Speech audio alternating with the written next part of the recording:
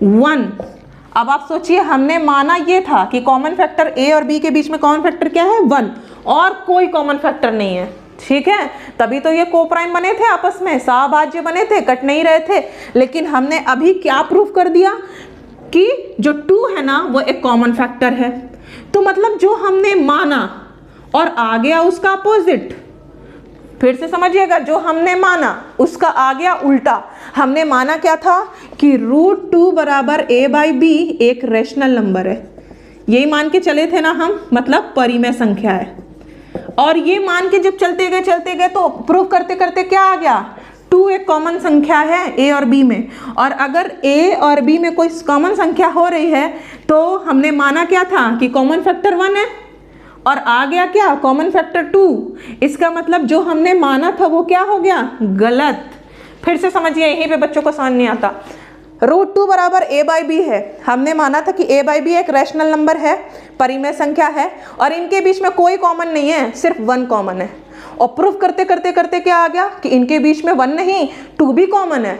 इसका मतलब जो हमने माना था कि इनके बीच में 1 कॉमन है वो तो बात गलत हो गई ना, क्योंकि इनके बीच तो 2 भी कॉमन हो गया।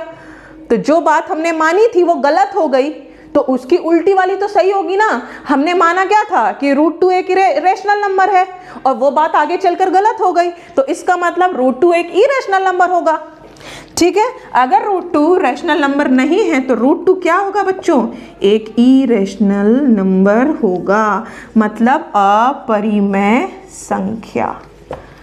आई थिंक कि मुझे ये समझाने में, जो मैंने समझाया, जिस सब शब्दों का यूज़ किया, आपको ये सारी चीज़ें क्लियर हुई होंगी।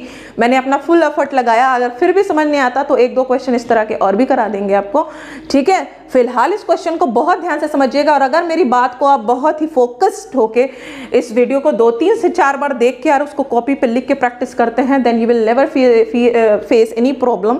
इंशाल्लाह you will be try, you have to try this question again and again and 2-3 and sure and certain this question will definitely ask in the board exam. And from, कह सकते हो आपकी 4 से 5 सालों का ये लगातार क्वेश्चन बना रहा है, एग्जामिनर का फेवरेट है ये। आपको रैशनल नंबर से पूछेगा तो √2, √5, √3, इस तरह जो √2 है ना सेम √5 के लिए प्रूव होगा, सेम √3 के लिए प्रूव होगा, सेम √7 के लिए, जितने भी नंबर होंगे इसी तरह प्रूव होगा, बस √2 की जगह वो नंबर हो जाएगा। तो आप √5 हो, √7 हो, √11 हो, √13 हो, कोई भी संख्या को अगर इरेशनल प्रूव करना है तो सेम प्रोसेस लेके चलेंगे, बस इस नंबर की जगह वो नंबर रिप्लेस कर देंगे।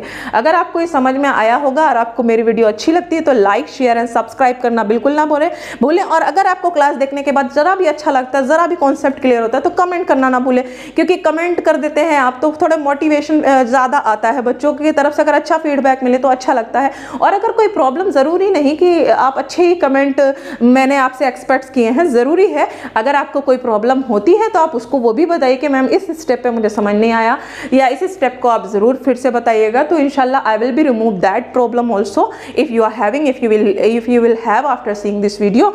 ओके, तब तक के लिए हंसते रहिए, मुस्कुराते रहिए, पढ़ते रहिए, keep learning, bye bye and take care.